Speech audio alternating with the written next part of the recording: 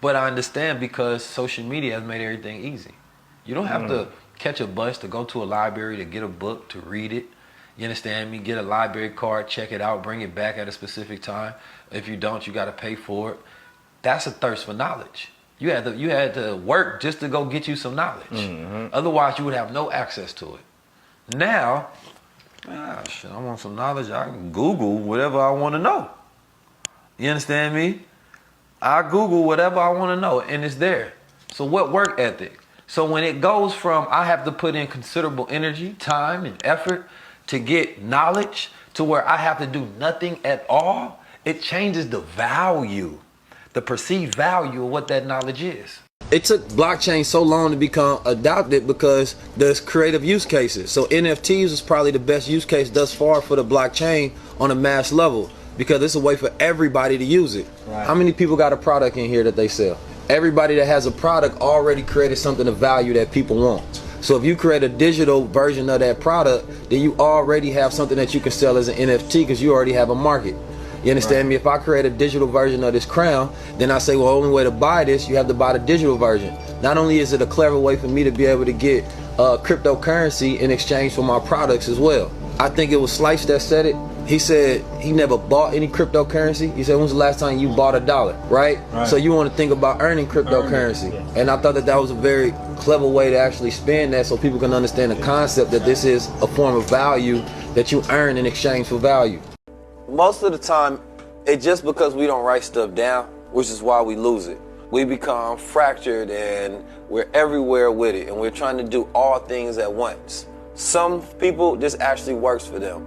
The creatives, they can connect the dots. I'm gonna do a little bit over here, a little bit over here, a little bit over there. But the most effective people on the planet, they know how to commit to a process every single time. They say, okay, what needs to be done right now? And also, it's not always about getting so close to the deadline and then you're rushing, right? You really want to be ahead of the game so you're not rushing on anything, because when you have to rush, you're usually neglecting something else that's important at the same time, right? So that anxiousness, that anxiety, that stress that you have takes away and robs you from your ability to be super productive in a moment. Because, now you have a deadline where you got to get a paper done, you got to get a project sent in. So now you're trying to get this done. But that time, which could have been very quality, spent on a project that you should be focusing on right now. So now you have to do twice as much work, right? Decreasing the quality of the work and the effectiveness. So it's always good to write down everything that you need to get done and list from most important to least important,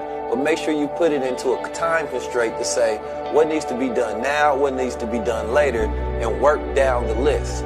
Once you start, this is very important, don't quit. Us back. Like, what do you think holding the people back? I mean, I think there's number one, shout out to the people that are moving forward. But we've always been slow in this space because we always getting hit with a reset button. Every 10 years or something happens. You understand me? Whether it's drugs, whether it's gangs, whether it's guns, you understand me? Whether it's white presidents like Trump, or something happened distracting us and taking us off, you understand me, what we had going on our square. So our people haven't had a timeline to be able to focus. You understand me? You can go look at every single decade in this country and you go find something that's detrimental to the focus of black people that robs us of our energy collectively from making progress. You understand me? Whether it's Jim Crow, segregation, civil rights activist wars, race wars, drug wars. Like, there's always something going on, and there's always been something going on. It takes us to fight the entertainment industry. You know, you go look at some of the top influencers and entertainers in the game, and right now the hot thing is them pushing out marketing for gambling. You understand me? Like, teaching people how to gamble. And it's like, if I bet you tried to hire those same people to show up at a financial influencer seminar, and they probably would say no, it's not connected to their brand, right?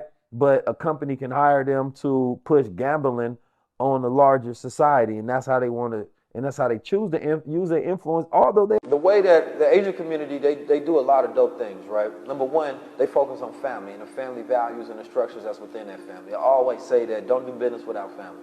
You understand me? So that's how they win, number one, because they have a structure, they have roles set up with their family, and the individuals in their family focus on the family business, right? And then two, well, number one really is, of course, you got family, and the family makes them focus on education. right? Because when you educated, you gain a valuable, specific education, right? One issue that we have in our culture is we start learning sociology and African American studies and psychology, right? And a lot of things that have nothing to do with nation building. They focus on things that allow them to help nation build. They focus on the sectors of technology and engineering, right, and science. So when you go look at Silicon Valley, the top leading people is going to be the Indians, right? The East Asians specifically. Then we look at NFTs, the Philippines, right? China, they are the top superpower in the world. How did they get it? I'm selling this for $250 right now. Everybody in here will figure out a way to buy this. Every single person will figure out a way to get $250. That's the power of the mind, because we understand the value of this. I'm going to figure it out. You understand me? There's no way that you not go figure out how to flip that. You go get it from a friend. You go get it from, you go sell something. You understand me? You go hustle to get that done. Because you don't understand the value of knowledge, you don't understand that the knowledge is worth more than this kilo. Or the knowledge will give you the ability to buy this kilo over and over years as it progresses. Because we think short term instead of long term. But knowledge is gold. Has exponential value. You learn something once and you have it for the rest of your life. Knowledge is one of the most valuable things for that particular reason. So once you learn how to value knowledge, you stop looking at this dollar, which has no value, only backed by debt and bonds, and you would happily exchange and trade it for something more valuable, which is an education, because it comes with skill sets that allow you to buy your assets.